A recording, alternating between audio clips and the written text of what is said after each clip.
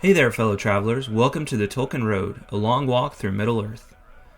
On this episode, we visit with author, lecturer, and fellow Tolkien enthusiast Joseph Pearce to discuss the many ways in which Tolkien's Christian faith influenced and illuminate the stories of Middle-earth. Before we get started, why not hop on over to iTunes and leave the Tolkien Road a rating and feedback? It's a great way to show your support for the show and takes less than a minute. Or you can stop by TolkienRoad.com, learn about previous episodes, and say hey. We're also on Facebook at facebook.com/TolkienRoad and Twitter via @TolkienRoad. Thanks for listening and enjoy. Hello everyone, welcome to the Tolkien Road, and today we have a special episode. We are joined by the writer Joseph Pearce to talk about the Lord of the Rings and Christianity, or maybe Christianity and the Lord of the Rings, I think was the title of the original talk that I heard you give a few months back. So Joseph, welcome. Yes, welcome. It's good to be here. Right. So I just wanted to give a quick short biography on Joseph. So Joseph Pearce is director of the Center for Faith and Culture and the writer-in-residence at Aquinas College in Nashville. He is a renowned biographer who has written books on a variety of subjects, including Tolkien-focused works such as Tolkien, Man and Myth, A Literary Life, Bilbo's Journey, Discovering the Hidden Meaning of The Hobbit, and Frodo's Journey, Discover the Hidden Meaning of the Lord of the Rings. He is the recipient of an honorary doctorate of higher education from Thomas More College for the liberal arts, and also received the Pollock Award for Christian biography. He is co-editor of the St. Austin Review and has hosted 2 series on Shakespeare for EWTN, as well as hosting several EWTN productions on J.R.R. Tolkien. And Joseph, I know if you go to like your Amazon page, there's a whole lot more there in terms of the works that you've produced over the years, and so everyone should go check that out. But particularly, we want to talk to you about your work that you've done with regard to Tolkien. So like I said, a few months back, I had the opportunity to hear you give a talk at Belmont on Christianity and the Lord of the Rings, and I remember that it was quite good, but I remember that also that it was during a set period of time. I think it may have been a chapel service or something like that. And so I think you had to kind of cut it short. And I was hoping this morning to be able to give you a little more time to elaborate on some of those points on this podcast. But I wanted to start out, before we jump into that particular subject, I wanted to ask you where your own fascination with Tolkien and his works begin, because that's whenever we interview somebody, Tolkien means so much to me personally, and has so impacted me in so many ways, and that's kind of a huge reason I started this podcast. And so I like to talk to folks that I interview about Tolkien about their own fascination with him, and kind of maybe a mini biography of how Tolkien came to be a part of their life. So well, there's this is always a bit of a conversation stopper when people ask me this question. When people ask me, when did you first read The Lord of the Rings? My answer is, it was during my second prison sentence. Wow. So that's normally a bit of a conversation stopper. But basically, yes, I went to prison twice in my angry young days. In my spiritual autobiography, I wrote a book called Race with the Devil: My Journey from Racial Hatred to Rational Love. So in my dark days, I was involved in radical politics, to be specific, white supremacist politics. And it was largely through reading Catholic writers such as G.K. Chesterton that brought me out of that darkness. But another significant influence was Tolkien. And I first read Tolkien. I've been meaning to read The Lord of the Rings for a long while. I mean, if you haven't read it, you need to. So it's been on my radar, but it was such a thick book. And, I was considered myself to be busy. So, you kept procrastinating about reading it. And then I find myself at the beginning of a 12-month prison sentence with plenty of time on my hands. So this was a perfect time to pick up Lord of the Rings, and I read it. So it would have been, started reading it probably at the end of 1985 and into 1986. And then obviously since then, multiple rereadings, and the Lord of the Rings and the Shire in general and Tolkien have been part of my life ever since. And that's now over 20 years. Wow. And so what were some of the, it maybe a very high level, what were some of the key themes that kept you coming back to Tolkien after that first reading? Well, I mean, when I first read Tolkien, I wasn't yet a Christian. I was en route, and I think maybe sort of up to a point was desiring Christ in my life, but I certainly wasn't there. I wasn't going to church, didn't have any really regular prayer life or anything like that. So I wasn't really aware in that first reading of The Lord of the Rings of any deep Christian dimension, which came to me in subsequent readings. But I certainly was aware of it being very healthy, morally, ethically. And of course, the root foundation of it all is that Tolkien is just a superb storyteller. So you do feel as if you're taken into Middle Earth and you're physically there. The whole thing is self-consistent, coherent, cohesive. So you really want to be there. You really feel as if you're part of the story. You don't want to leave the story. Putting the book down is a painful experience. And I was just sort of aware that this Tolkien's a very healthy individual who, if you like, the atmosphere that you breathe when you enter his world of Middle Earth is an atmosphere which is profoundly spiritual and moral and ethical and imbued with the spirit of self-sacrifice, which of course is the very foundation of love. Wonderful.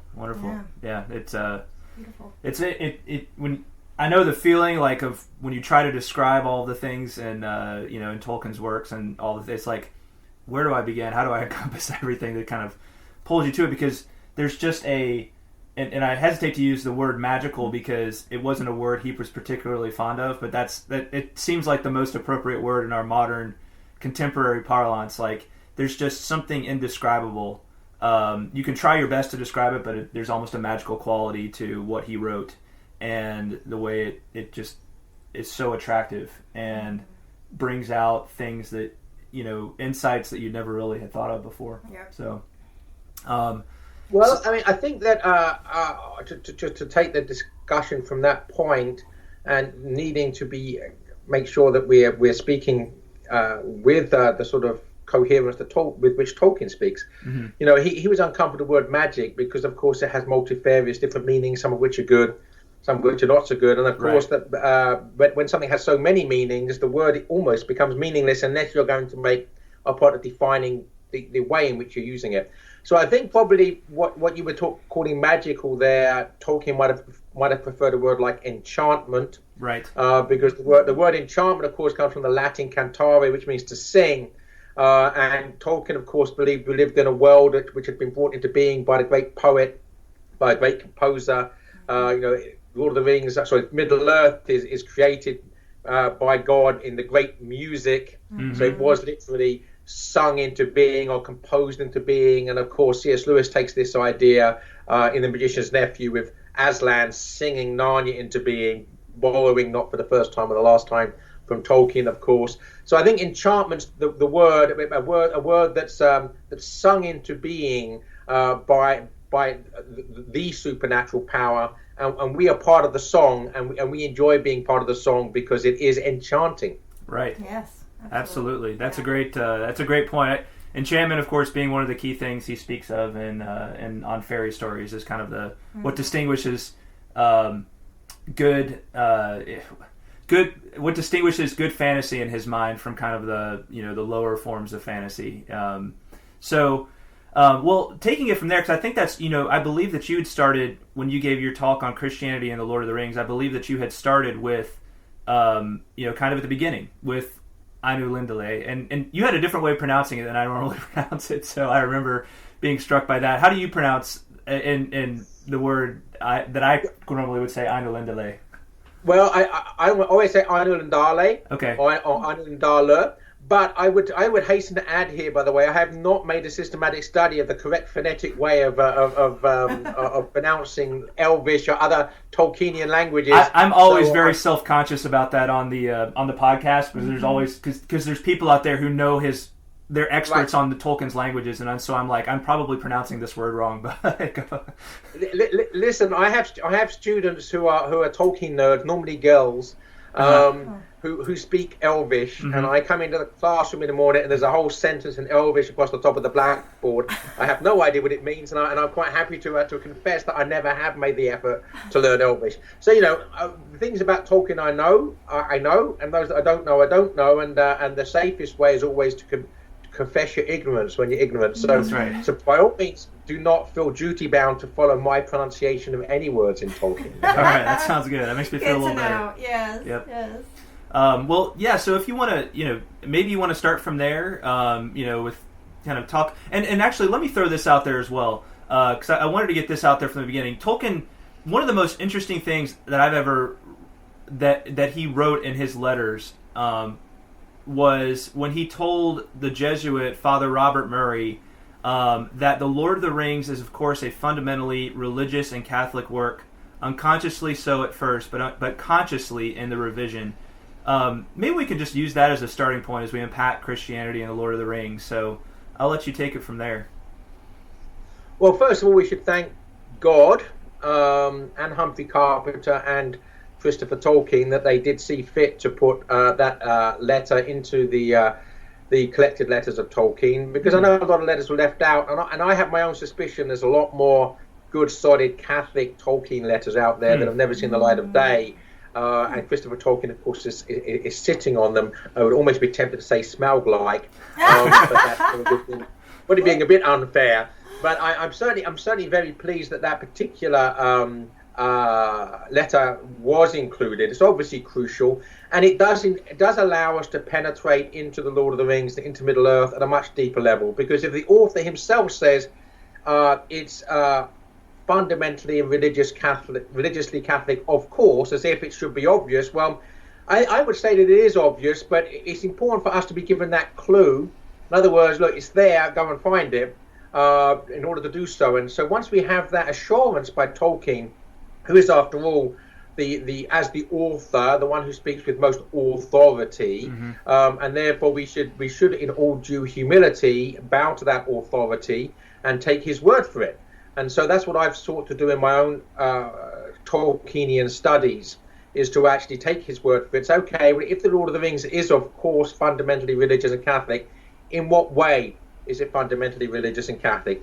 And of course, the answer is in multifarious ways. I mean, it's so Catholic, the very air it breathes is Catholic, but a lot of that is subtle. But where Tolkien nails it, literally nails it, in the sense of pinning the Catholic dimension to the wall, so to speak, is in his use of dates to signify. And he does that in The Lord of the Rings, and the fact that he has the ring being destroyed on March the 25th especially connects the destruction of the ring with the Feast of the Annunciation, which is when the Word becomes flesh, when God becomes man, and also the historical date, the traditional historical date of the crucifixion. In other words, the date on which Christ is crucified. So that is a palpably symbolic date that Tolkien chooses to give to the destruction of the ring. And of course, once you make that connection, and in this, by the way, Tolkien is following in the footsteps of the Beowulf poet, who does exactly the same thing in the third part of Beowulf with the numerical signifiers for the number of various people doing certain things, which makes the third part of Beowulf inescapably a parallelism for the Passion of Christ. So of course, Tolkien loved Beowulf. He's probably the academic expert on Beowulf, and he uses the same technique as the Beowulf poet in order to bring out these applicable dimensions. Use the word allegorical if you want to, in the Lord of the Rings. And of course, what he does with the ring, in having it being destroyed on that day, is inescapably connect the ring in a parallel way with sin, because sin is of course also destroyed through the life, death, and resurrection of Jesus Christ. So connecting the destruction of the ring with the Annunciation and the crucifixion inescapably connects the ring to sin. Now, can you hear the roosters in the background? Yes. That is a nice touch. I'm going to leave the window open because I think we should all imagine that I am actually in a hobbit hole in Narnia, and those chickens are out in the yard there. Which indeed they are out in the yard there, and 6 ducks as well, which I can see, but you probably can't hear them. I can hear them, but they're sort of under the radar. I love it. Sometimes we actually record the podcast outside, and and I like the effect of having I think it's appropriate for a podcast about Tolkien, to have those natural sounds. Yes. If you sort of make a point of ignoring any occasional aeroplane that goes over, which would break the spell, all right? You can imagine we're somewhere in the Shire. All right? That's right. Well, good enough for me. So don't we not only will we not mind the chickens, but we encourage them to continue in the background, so it kind of adds that nice Tolkienian touch. So if you find yourself getting distracted, just let me know and I'll close the window. Okay? We're good. We're good. Yeah. Great. So. You mentioned one of the things you talked about was the whole issue of allegory and applicability. You had mentioned those two terms, and I wonder if you could just walk us through basically Tolkien's views on those matters and how they apply to a deeper level understanding of the Lord of the Rings and the meaning of the Lord of the Rings. Yeah, one of the main causes of confusion is the way that Tolkien uses the word allegory in more than one way. In other words, with more than one meaning. And people tend to pin their colours to whichever meaning is most convenient for them. So, for instance, those that are uncomfortable with Christianity in general and therefore uncomfortable with Christianity in the Lord of the Rings will quote Tolkien's preface to the second edition of the Lord of the Rings, or forward to the second edition, I should say. We must use the Anglo-Saxon derivative and not the Latin derivative. So a forward and not a preface. These things are significant. Words are important, which brings us to the point, that he used the word allegory in that forward to the second edition. In terms of, I despise allegory in all its forms. Okay, so the logic there is, well, if Tolkien despises allegory in all its forms, and there's no direct mention of Christ in the Lord of the Rings, now ipso facto, the Lord of the Rings is not a Christian allegory, right? It's not an allegory at all, and therefore it's not a Christian allegory. That sounds logical enough, and my response when people hit me with that is that, well, your argument is not with me, it's with Tolkien, because Tolkien says the Lord of the Rings is, of course, a fundamental religious and Catholic work. It's not me that's saying that, it's him that's saying that. Your argument's with him and not me. And also in some of his other letters, he's asked, is the Lord of the Rings an allegory of power? He says it's not an allegory. Is it an allegory of atomic power? And he said, no, it's not an allegory of atomic power, but it is an allegory of power. And then he says, but more than that, it's an allegory of death and immortality. So, in elsewhere, he says the Lord of the Rings is an allegory, using that exact word. So I think the problem we have is a loose usage of the English language by Tolkien, for which he is to blame. I mean, if a wordsmith should actually be careful in the way they use words. But I see the reason that Tolkien was so strident in his stating that he despised allegory in the forward to the second edition, I think was because of the way that people applied allegorical meaning to the Lord of the Rings when it was first published, with which Tolkien was uncomfortable. So, for instance, the book was published shortly after World War II, and as the world was lurching into the Cold War, with the doom of atomic power, etc. So when people started saying that the Lord of the Rings was an allegory of World War II, that that Mordor was communism, and that Isengard was Nazism, and that the Shire was England, and the Eagles were the U.S. Air Force. I mean, at that point, Tolkien said enough, right? Because the Lord of the Rings, at its deepest, is not a political allegory. I mean, there is a political dimension. The fact that Tolkien says it's an allegory of power, particularly power usurped for domination, means it is a political allegory. But on its deepest level of meaning, it's deeper than politics. It works on the level of philosophy, and even deeper than that, on the level of theology. So I think Tolkien was frustrated that people were sort of treating it like George Orwell's 1984, which was published around the same sort of time, as a political allegory, or Animal Farm as a political allegory. And he was frustrated with that. And in his frustration, allowed himself to lash out with the loose use of words. Yeah, it's interesting how that often works, in in the kind of critical realm of there's always, and maybe it has to do with just the kind of having a salacious headline, something that's going to catch people's attention, Tolkien's new book, Allegory of atomic bomb or something, something like that, and there's always this urge to take an artist's work and connect it somehow to something that's really strongly on people's minds at that particular moment. And so it's almost like Tolkien was asking people to take a step back and consider not so much the temporal significance of this thing, though there is temporal significance as you kind of allude to, but to consider that really, more importantly, there's an eternal and a timeless significance to the work, and which is much more important, because it applies to every human being then, right. Yeah. Exactly. And of course the irony and the paradox is that which is timeless is always relevant. Mm-hmm. Right? Mm-hmm. That which is temporal is very quickly not so relevant. So the connection, the parallel to World War II might be of historical interest, but was much more topical when The Lord of the Rings was first published than it is 60 years later. Whereas the issues of sin and virtue and love requiring self-sacrifice are obviously as perennially relevant now as they were when Christ spoke about them in his parables and showed us how to love in his crucifixion, life and death and crucifixion. So the irony is that that which is timeless is also the most timely. Mm-hmm. Mm-hmm. Mm-hmm. Wonderful. Yeah.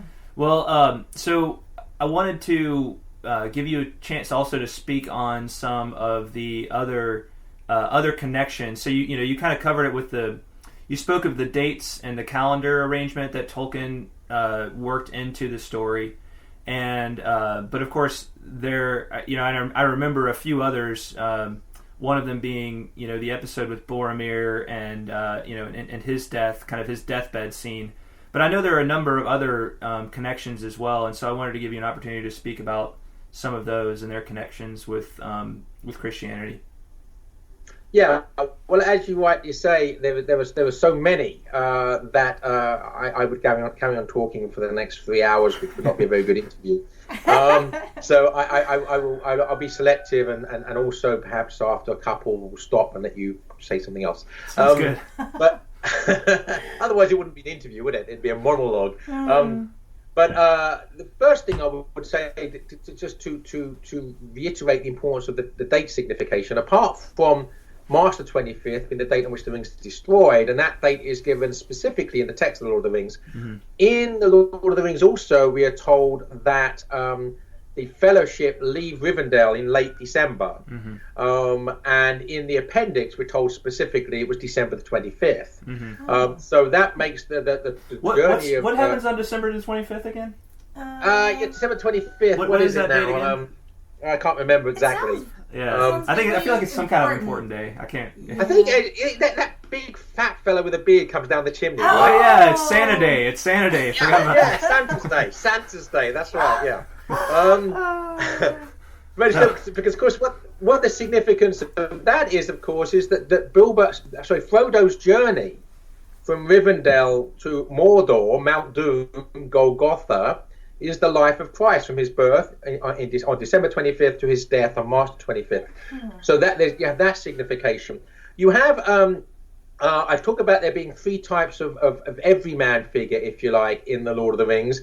The most obvious is Boromir, because in the Fellowship of the Ring, he is the only man. Right? We have four hobbits, a wizard, an elf, a dwarf, a king, and one solitary man who is our representative. Okay, Tolkien clearly must have meant that we we're going to have just one man there because he's representing us. All right, mm-hmm. and it's made clear he's the one that represents men. All right, and of course he's the one that's the miserable loser in some ways. He's the one that betrays the Fellowship, who would use the ring for ostensibly good ends. All right, to save his own people. And of course, the wise know you can't use evil means to a good end. But Boromir, of course, so it would be easy for us to to conclude that Tolkien is very negative about humanity, right? We're the problem, all right? Yeah. We're the ones that use sin for our own prideful purposes. You've got elves over here, and elves are amazing and immortal and have great artists and all this kind of stuff, and then you've got hobbits over here, which everybody loves hobbits, and then you've got men who screw everything up. Yeah, exactly. Right. And so you might think that Tolkien's got a pathological hatred of his own species, right? Except of course that Boromir has a very holy death, and in his final words with Aragorn before he dies, the actual form of the words, the form of the process, parallels exactly the Catholic sacrament of penance, the sacrament of confession, with Aragorn serving as the role of priest, but even more deeper than that, of course, Christ, because in the sacrament of penance, the priest is serving in persona Christi, in the person of Christ. So Aragorn here as the true king is the true king, all right? And so when Boromir says, at the end he's failed, Aragorn says, no, on the contrary, you won a great victory. And Boromir's last act in life is to smile, right? So he ends happily. Yes. So that's important. And then we get Faramir, and again, the fact that Tolkien makes Faramir Boromir's brother, there's this allegorical connection, right? Symbolic, applicable connection, if you want to use that word, if it's less controversial. This applicable connection because they're brothers. Tolkien makes a point of making them brothers. And Faramir is the one who says, I would not pick up the ring of a sight lying at the side of the road. He also said, I would not snare even an orc with a falsehood, which is effectively saying, I would not tell a lie to the devil himself. In other words, not the smallest sin. All right? I'm going to live the straight and narrow path of virtue. So we get in Faramir this vision of a saint, this almost perfect person.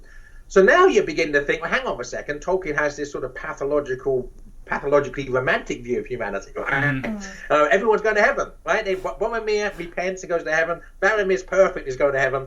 But of course, the other everyman figure is Gollum, because of course what we see in Gollum shriveling is the impact of addiction to sin, addiction to the ring.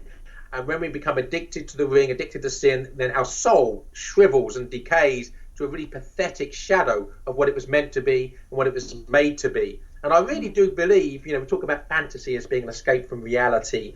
I don't know of any more psychologically brilliant and penetrative understanding of the impact of sin on the human soul than just the characterization of Gollum in The Lord of the Rings. It's amazing. It really is.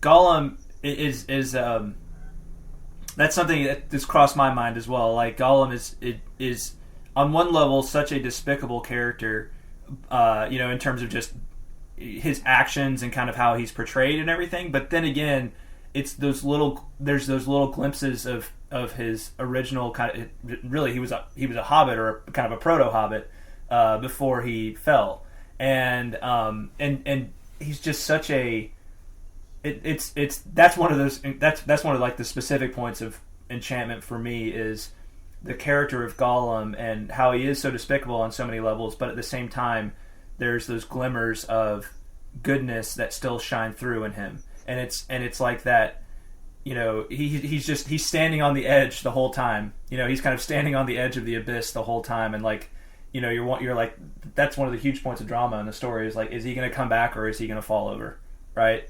And literally that's kind of the issue at the end. But yeah, right. And also, I mean, it's only because of the dignity of the human person that we care about Gollum, right? Because you see that deep down, even though he's shriveled and he's addicted to the ring, there's a real person in there, and that real person can still love, albeit now it has to try to penetrate through accretions of addiction and sin.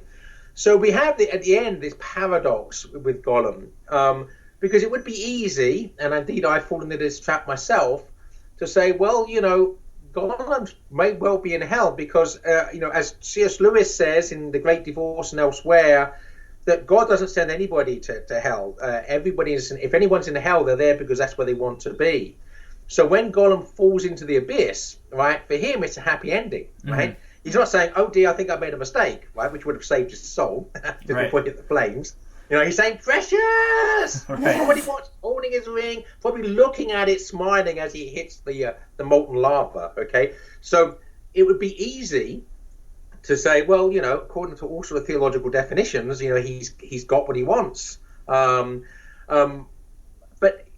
that's not the final word that Tolkien gives us, because the final word about Gollum that Tolkien gives us, of course, the discussion between Frodo and Sam afterwards, where they're grateful for the help that Gollum did give them. Mm-hmm. They also know about the power of the ring, having both been bearers of its weight and tempted by it. So as fellow sinners, they can sympathize with the sinner who, if you like, had allowed his sin to completely get the better of him, even though they'd resisted more successfully, ultimately, of course, with the assistance of grace. So, we're not at liberty, even with someone, we're going to get really nasty about things, even with Adolf Hitler or Joseph Stalin, we are not at liberty to say they're in hell. That's not our judgment call, okay? Right. They might be.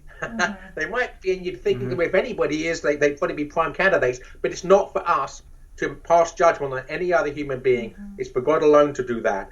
And I think that final exchange is, look, however corrupt Gollum was, there was deep down inside him the image of God in his personhood, and that image of God cannot be anything but good.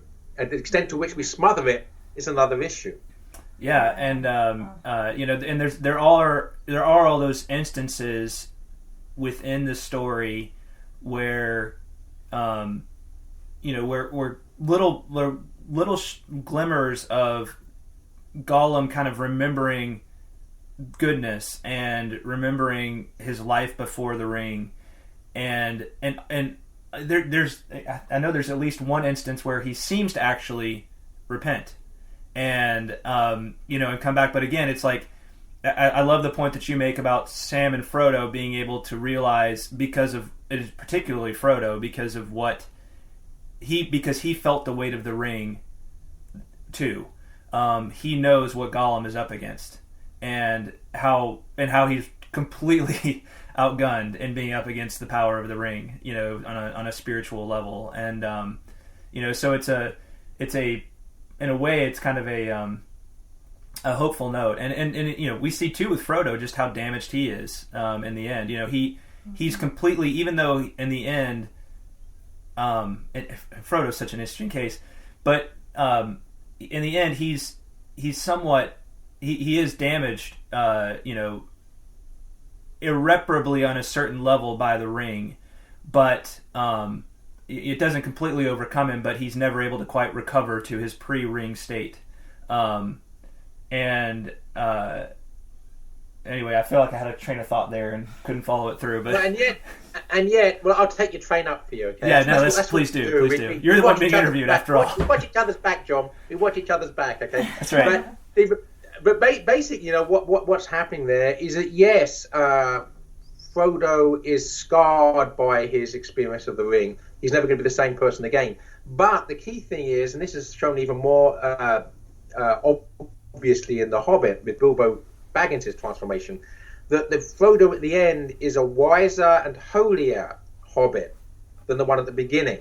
So yes, he's scarred. Yes, he's never going to be the same Hobbit, but actually he's changed for the better through the experience of the suffering, through the experience of carrying the ring, through the experience of the sacrifice that carrying the ring demanded.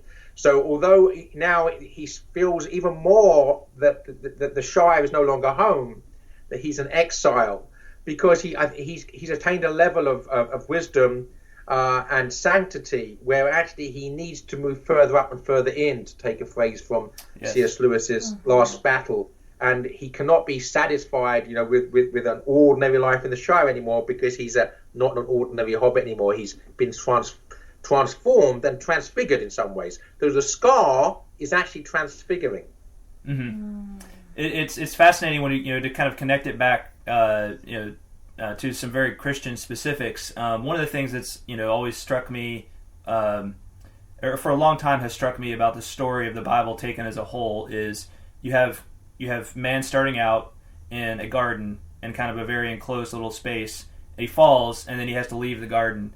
But the answer is not that he goes back to the garden. The solution in the end is not that he goes back to the garden, but that all of history transpires, and at the end there's this city.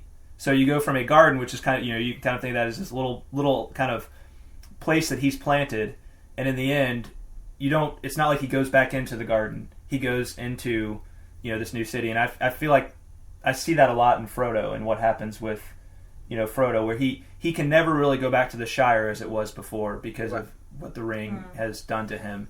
But it's not a hope. It's like the sort of the Rousseauian and hippie sort of desire. You just need to get back to the garden, man. To get back to the garden, and then you're okay, right? Get back to primal innocence, right? That's right. Well, we're not meant to get. First, we can't. That's the first thing. We can't because we're broken.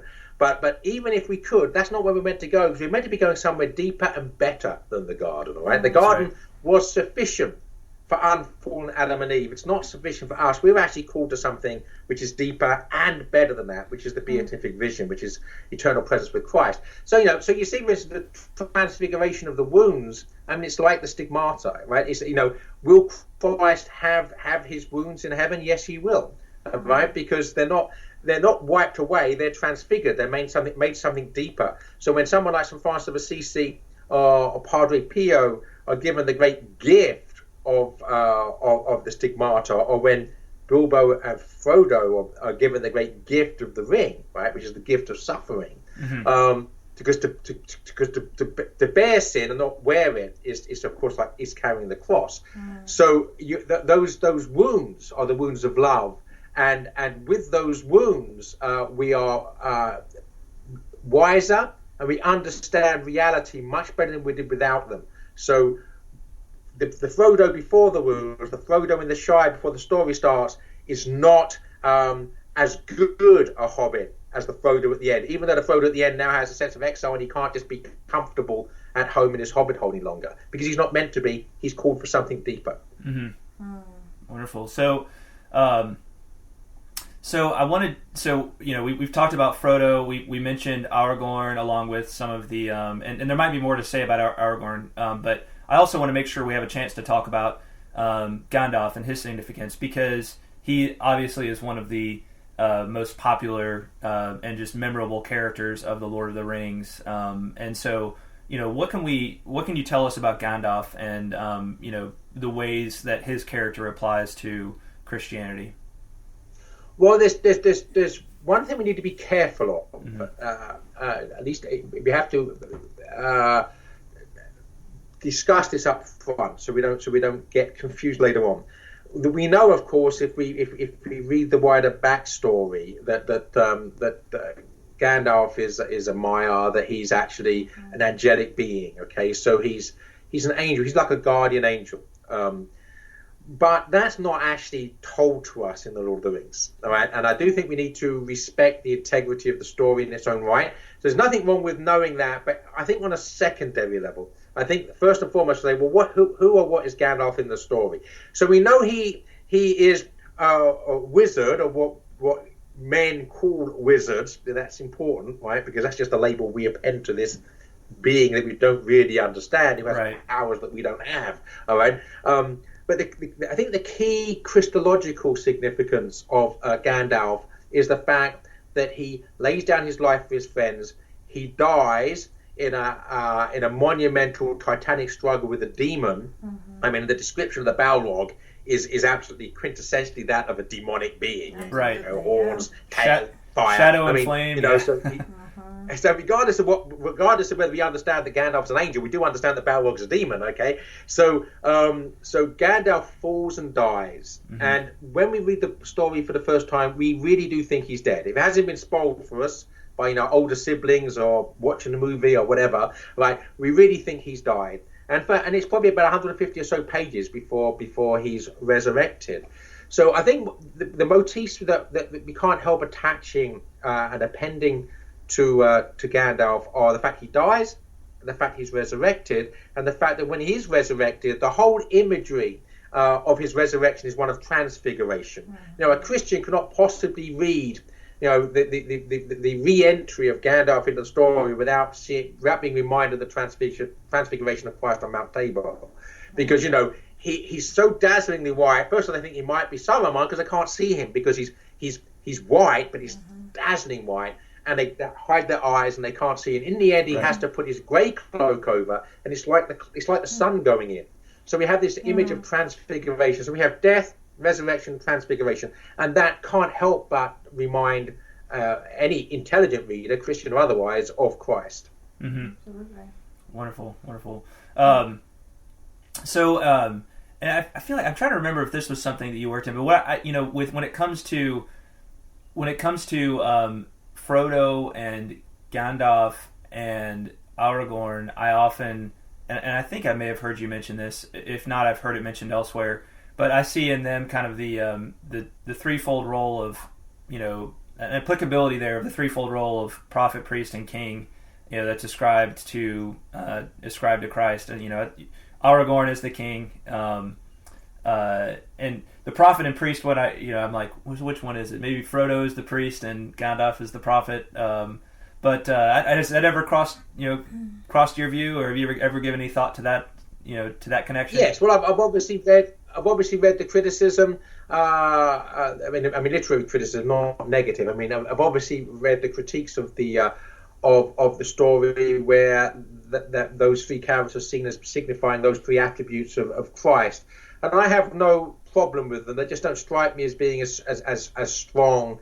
For instance, yes, of course, Aragorn is Christ-like in the fact he's the true king. In his kingship, he's Christ the King. But he's also one that takes the paths of the dead, right? He's the one that he has his own death. He descends into hell and has the power to free the dead themselves from their curse. And he has the hands of a healer. Okay, the true king has the hands of a healer. So yes, he's Christ the King. But there's other aspects of Christological aspects of Aragorn that don't necessarily fit in so neatly.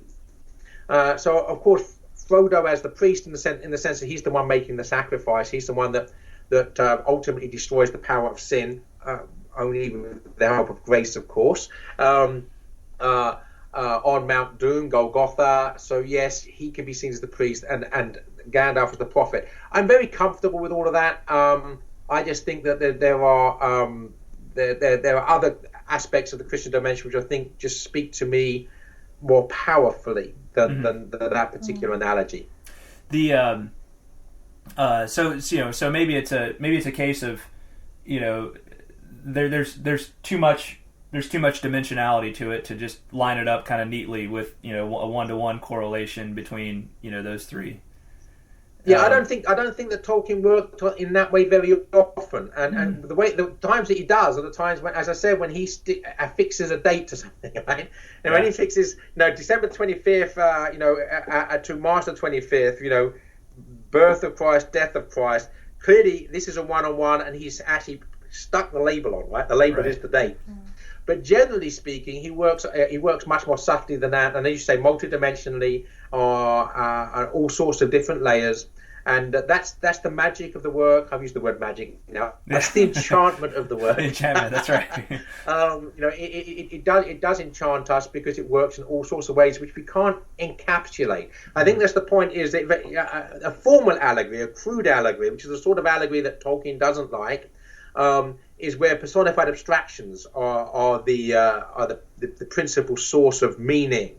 And of course, in a personified abstraction, I mean, to give examples, in John Bunyan's Pilgrim's Progress, despair is a giant, right? There's an area which is the slough of despond. John is, of course, the everyman figure. So the whole story is made up of personified abstractions, which are really not persons at all. Right. They are merely ideas wrapped up to look like people, or places. So another example, because I think it makes it even more clear, is in C.S. Lewis's The Pilgrim's Regress, where you have a beautiful woman in shining armor on a charger who saves the everyman character John from the monster called the Spirit of the Age. And this beautiful woman in shining armor, her name is Reason. And she has two younger sisters, theology and philosophy. Okay, so I mean, that the problem with that is that the reader, and Tolkien speaks about this in one of his letters, the reader is seeking to dominate the imagination. Sorry, the writer is seeking to dominate the imagination of the reader, because you can't read it any other way. Okay? Right. Yeah. But it also means, however, that the work is not multidimensional, because you can encapsulate it. In other words, I as a reader know exactly what the writer wants me to understand. I understand it. I contain it. It's mine. There's nothing else going on from any other direction. We don't care whether this beautiful woman in shining armor called Reason drinks coffee or tea or prefers red wine or white wine, because she's not really a person. She's merely an idea. Interesting. Yeah, good stuff. Good stuff. So we're starting to run up against the time, and so there's a couple of things I wanted to cover at the end.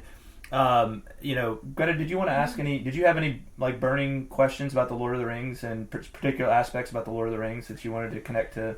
Not really. No, I'm just enjoying listening. Honestly, Cool. You're kind of the reason that I've gotten into Tolkien lately.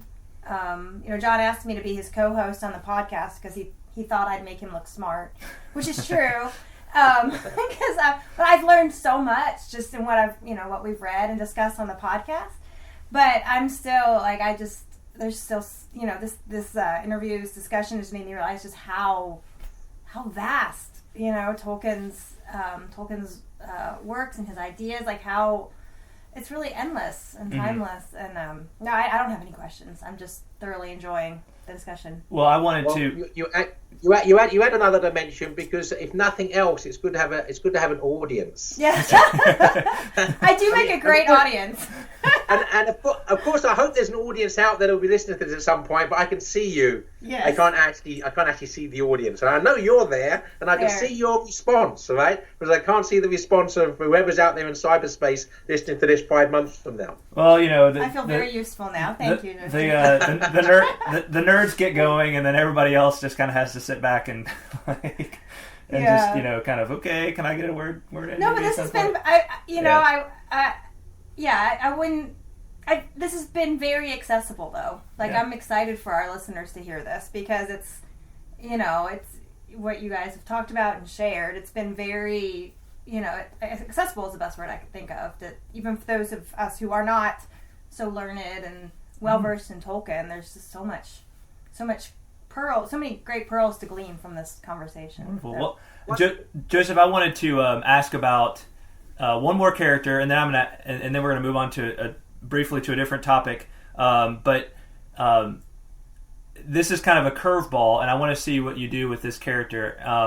So one of the most fascinating characters in Lord of the Rings to me is Tom Bombadil, and I just wanted to see your thoughts. Know if you had any thoughts on any connections he might have to Christianity, and it's totally, I don't know what you're going to say to this. It's a left field kind of question, because he is such a puzzling character in so many ways. I have my own thoughts on it, but I wanted to see your take on it. Well, I'm obviously an Englishman. I don't know much about American sports, but I think a curveball is a baseball term, correct? Yes, it is.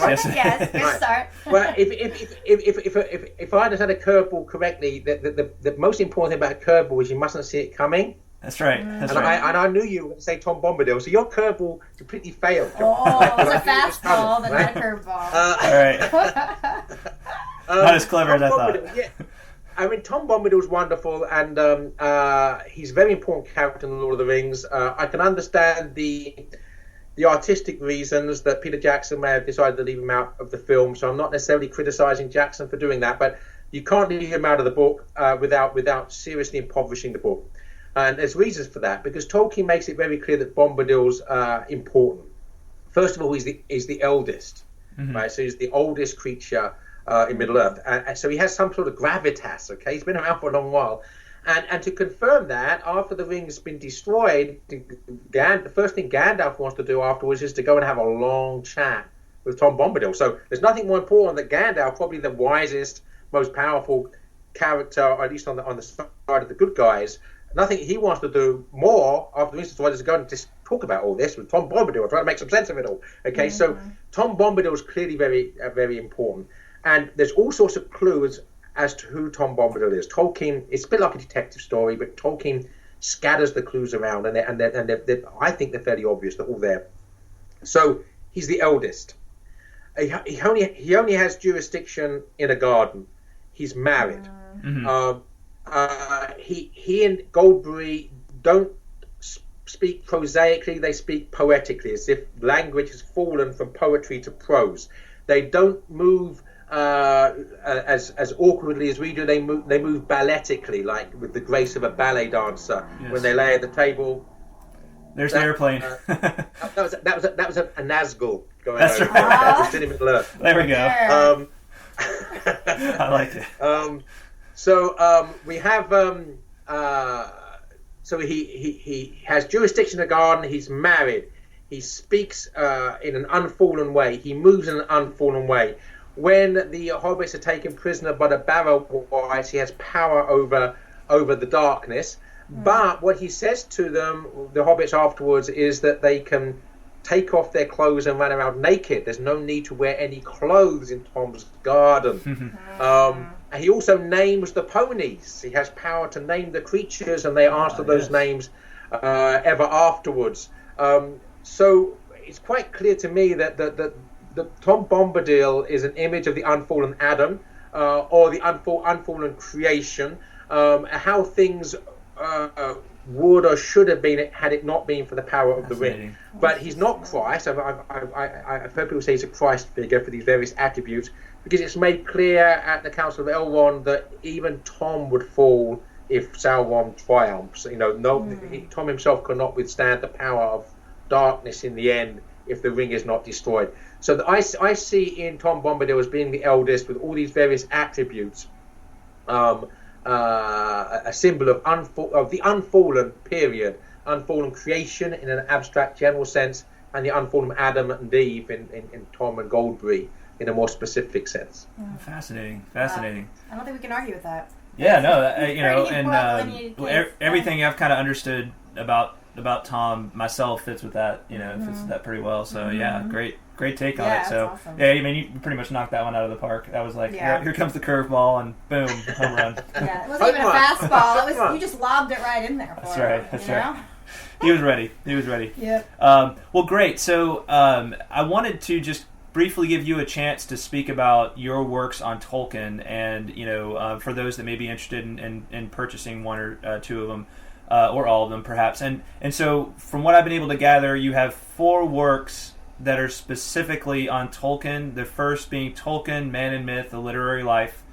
The second being, I think, Bilbo's Journey was the second one, or was it Frodo's Journey? And then, so you've got Frodo's Journey, discovering the hidden meaning of the Lord of the Rings. You got Bilbo's Journey, discovering the hidden meaning of the Hobbit, and then Tolkien: A Celebration. So do I have those right? Chronologically, not quite, but you have all the titles correct. Okay. Yeah, Tolkien: Man and Myth was first. Tolkien: A Celebration is a collection of essays by Tolkien scholars that I edited, and that really was a byproduct of my book Tolkien: Man and Myth. I found all these either unpublished or published in really obscure journal essays, and I persuaded HarperCollins, who were my publisher back in England, to publish a separate volume of essays called Tolkien: A Celebration. So Tolkien: Man and Myth and Tolkien: A Celebration date back to the late 1990s, the early days when I was a mere child. Whereas Bilbo's Journey and Frodo's Journey were published much more recently by St. Benedict Press. So yes, those 4 books, but if we're going to be mentioning works, we probably should mention the 4-hour-long specials for EWTN, 3 of which are out on DVD. Also the Catholic courses on the Lord of the Rings that I've done, that's 8 lectures, are available either on video or audio, and ditto Catholic courses on The Hobbit. So yes, I've been doing lots of Tolkienian work. Never have enough of Tolkien. Yeah, definitely. Well, and Joseph's written a lot more on many other subjects. So I encourage everyone who's listening to to go check that out. It would not be hard on any number of internet venues to track down his works and the different things that he's written. So and then lastly, as I mentioned in your biography, you are the director of the Center for Faith and Culture and the writer in residence at Aquinas College in Nashville, and I think this is going to be the 3rd year for the Tolkien and Lewis celebration that you've kind of started up when you began there. So can you tell us a little bit about that? Yes, I mean, when I took over as director of the Center for Faith and Culture at Aquinas College in Nashville, which is my third year, one of the things I was keen on doing was to begin an annual Tolkien and Lewis celebration. Now, it's a celebration because I'm not really interested in just having old-fashioned type of conferences when you wheel out talking heads. Now, of course, there will be that sort of talk, but we have actors, dramatic presentations. We have people performing as Lewis, people performing as Tolkien, people performing as Tolkien and Lewis together. So the whole idea is it's a celebration. And we've been absolutely overjoyed and pleasantly surprised by the response. So the number of people attending and word's getting out. And we had people last time, the second annual one last September. We had people coming from as far afield as I think New Hampshire and Chicago and North Carolina and Florida. So people begin to travel from different parts of the United States to be part of this annual Tolkien and Lewis celebration. So I do hope that the listeners to your podcast, wherever they may be in the cosmos, may want to descend upon Nashville, Tennessee for our third annual Tolkien and Lewis celebration, which is always the nearest Saturday to Hobbit Day. I've just got my calendar here. I'll give you the exact date. It's going to be the 23rd of September. Saturday, 23rd of September is our third annual Tolkien and Lewis celebration. A great way to celebrate Frodo and Bilbo's, or near proximity of Frodo and Bilbo's birthday. So, yes, absolutely. Yeah. And it's at Aquinas, is that correct? It's always at Aquinas College in Nashville, Tennessee, exactly. And if they go, if your viewers, listeners, go to AquinasCenter.com, AquinasCenter.com, they'll see our list of events, and that will include the Tolkien and Lewis celebration. Awesome. Wonderful. Well, great. Joseph, thank you so much for taking the time to speak on this topic, and it was a really enjoyable conversation. It was lovely. Yes. Yeah. Thank you. All right. I thoroughly enjoyed it. Thanks for having me, and more power to your elbow as regards this wonderful blog that you're running. Oh, well, thank you. Thank you very much. All right, and thank you everybody for listening, and we will talk at you next time. Yep. Bye, y'all. Please remember to check out truemyths.org and tolkienroad.com for show notes and plenty of other Tolkien goodness, as well as our Facebook and Twitter accounts. Also, if you're enjoying the podcast, would you please leave the Tolkien Road a rating and feedback on iTunes? It's a great way to support the show and takes less than a minute. Also, please feel free to send us correspondence via tolkienroadpodcast@gmail.com. Thanks for listening, and until next time, the road goes ever on.